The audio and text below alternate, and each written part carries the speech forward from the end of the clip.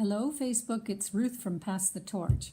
Now I just wanted to do another live video to maybe tell a bit of a story about my weight loss journey, about my battles with my weight. And it's not really that, terribly interesting. I was, I just had a couple of skirmishes with my weight, and like many other people, I just felt at a loss as to what to do about it. Anyway, here goes.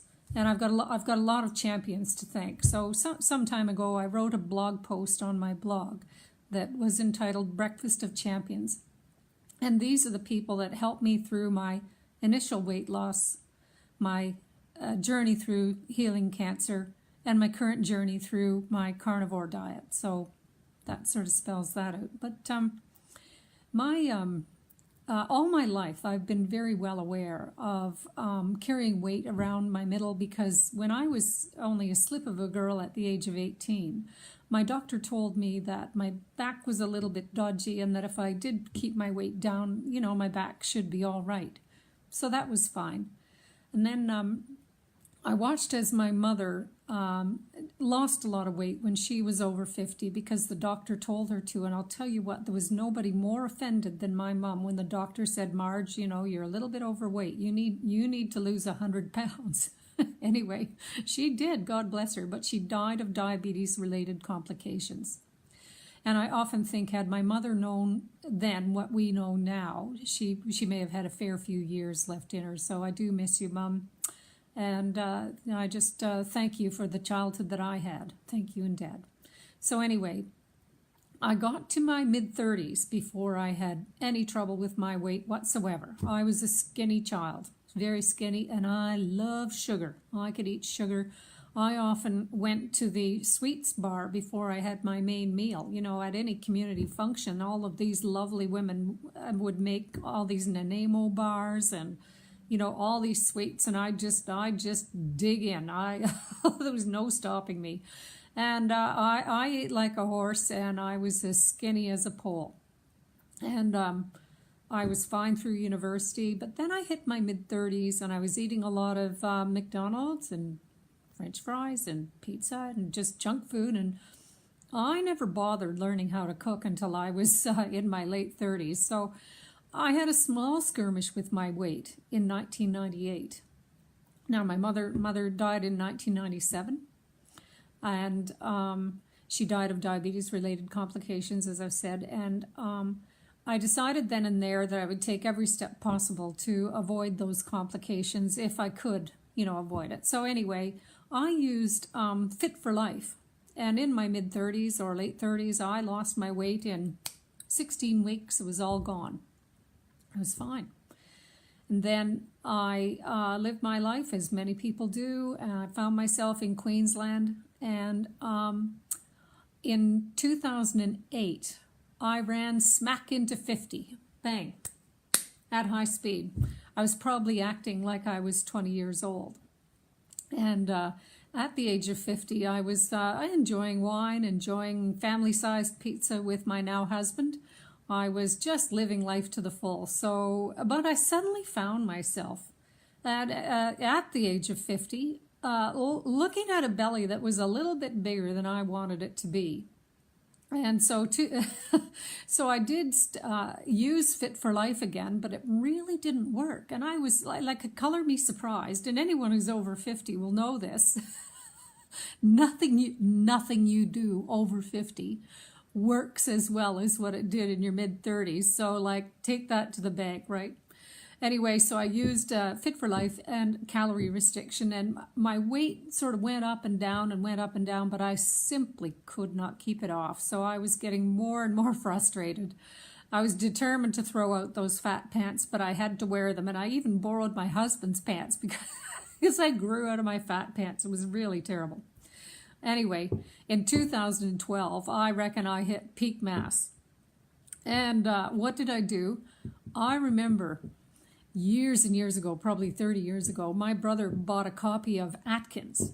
And I bought the book because I disagreed with it so much. Well, I dug into my old book pile, and I'm a bookworm, so I had a lot of books. Anyway, I dug this book out, and I started with Atkins in December 2012. And I thought, well, Fit for Life's not working. Calorie restriction's not working. What do I do? So I started Atkins, and lo and behold, a little bit of weight came off. Now, I should tell you that I don't even know what my peak mass was, because I refused to step on the scales until I had thought I lost a little bit of weight and I could cope with the number that showed on the scales. So I did find out what my peak mass was, and if anybody wants to know, you can ask in the comments. Anyway, I just wanted to give thanks to those champions that have gone against what we all think about in terms of what's a healthy diet. I started low carb, high fat after I discovered Christine Cronau. Now, Christine Cronau has a Facebook page, and she was so patient and helpful in the early days when ketogenic or low carb, high fat, or low carb healthy fat dieting started to work for me a little bit. But of course, being a middle child, I'm always impatient. I wanted results straight away. Anyway, over the next 9 or 10 months, I did take off quite a bit of weight, and I have to thank Christine Cronau for that, Jimmy Moore, and I think the two keto dudes. So I think I just discovered the two keto dudes in about 2016, 2017, where I was quite happy with the weight loss and I simply wanted to maintain it. Well, then strike me pink if I didn't get ill. And I will cover my illness under another topic, but before I fell ill, I wasn't feeling that well, and I had something called, it's nasty, it's glossitis, which is irritation of the tongue, and it was like driving me mad. And so I decided to quit drinking. Well, this is, this is going to be funny. I started losing weight, and I literally watched my backside disappear in the mirror over the next 3.5 months, and I lost another 30 pounds. So wine and champagne aren't that conducive if you want to lose weight. So that was weight that I didn't really want to lose or need to lose. I just lost. Then when I fell ill, after quitting drinking, which, who knows what was happening there. My body is a bit of a black box. I put stuff in and stuff comes out, and I've got no idea what happens in the middle. Anyway, after I got cancer, I decided, being the stubborn thing that I am, was that I would not take chemotherapy. I decided to search Dr. Google to see if there was anything I could do, and I landed on a few other champions that really, really helped me, and I would like to call them out here. They're Dr. Jason Fung and Dr. Thomas Seyfried, that introduced me to the concept of water fasting. Dominic D'Agostino, and then after those initial battles, I did do quite a few fasts, and water fasting is not dangerous as long as if you ever feel ill during fasting, you just start eating, right? Like, it's so simple, so if you want to learn more about water fasting, I would say go and look at Dr. Jason Fung, and there are other people that have fasting websites, but it's certainly it certainly gave me peace of mind at the early stages of my cancer journey, and it did take off maybe another 5 or so pounds, but I've gained those back right now. Now, the other champions after cancer struck and I wanted to maintain my health, the other champions are Gary Taubes, Tim Noakes, Pete Evans, Stephen Finney, Zoe Harcom, Gary Fetke, Nina Teicholz. My God, she's a champion. She's written a book on the Big Fat Surprise. And if you're ever curious about who sits around which board table and tells us what to eat, you read her book. Then I decided that now my glossitis is still bothering me. So earlier this year, I decided to do a carnivore diet after looking at Jordan Peterson and Michaela Peterson, their success with curing a few significant ills through the carnivore diet, through a meat-only diet. So I've decided to give that a go and see how it goes. And so far, so good. My glossitis has subsided a little bit, but it's certainly not 100% there. Now, my carnivore champions are both Jordan and Michaela, his daughter, and Kelly Williams Hogan. Thank you, Kelly, for your courage and strength in speaking out. Sean Baker and Joe Rogan. And Joe Rogan asks a lot of questions, and I think he has a lot of interesting people on his website. So I think it's fair to say that when I started keto, I didn't really understand how the diet worked. I just did it because I was desperate. I just simply didn't like carrying weight around my middle. And I just didn't like the fact that there was, in my mind, there was health risks associated with that, considering that I knew very little about diabetes, only just the fact that you should control your weight. Now I feel I know a lot more about why keto worked for me, and how dangerous some of these foods that are available in the grocery store are to us, because it is, now I have a clearer understanding. It is insulin is a very, very big piece of the puzzle. So insulin is a hormone.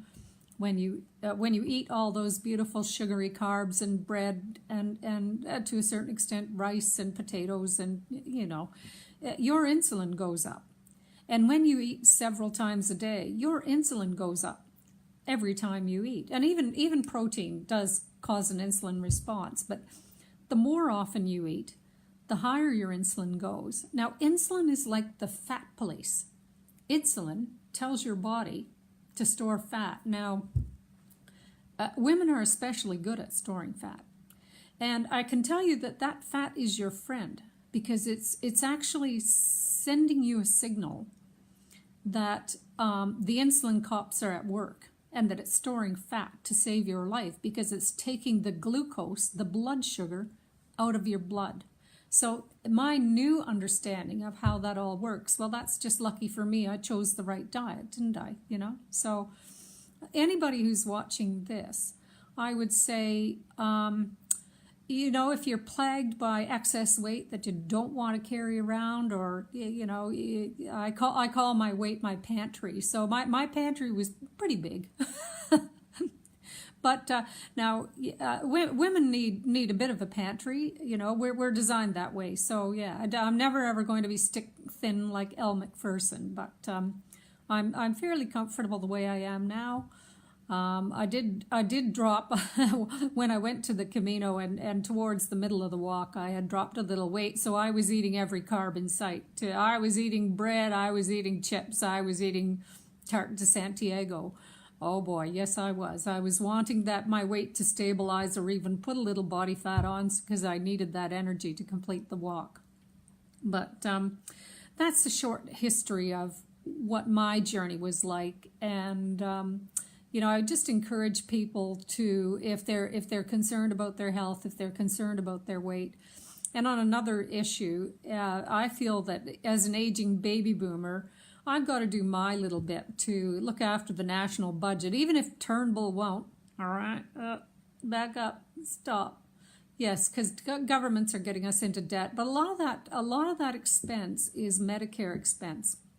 And if you're living in a country with a publicly funded healthcare system, I believe that it's right and proper to try to reduce the costs on the healthcare system, and it's just a plain fact of life. Mother Nature doesn't need me anymore, right? I'm well past my childbearing years. I'm well past my use-by date as far as Mother Nature goes. Oh, she's terrible. But if you can look after your health and reduce your burden, reduce the burden on the healthcare system, I think that's at least a contribution that I can make. At least if I can't force Turnbull to resign, that's the other thing I can do, is save my fellow Australians a little bit of money. Anyway, I'll put some links in the notes below. Have a great day, everyone. Bye.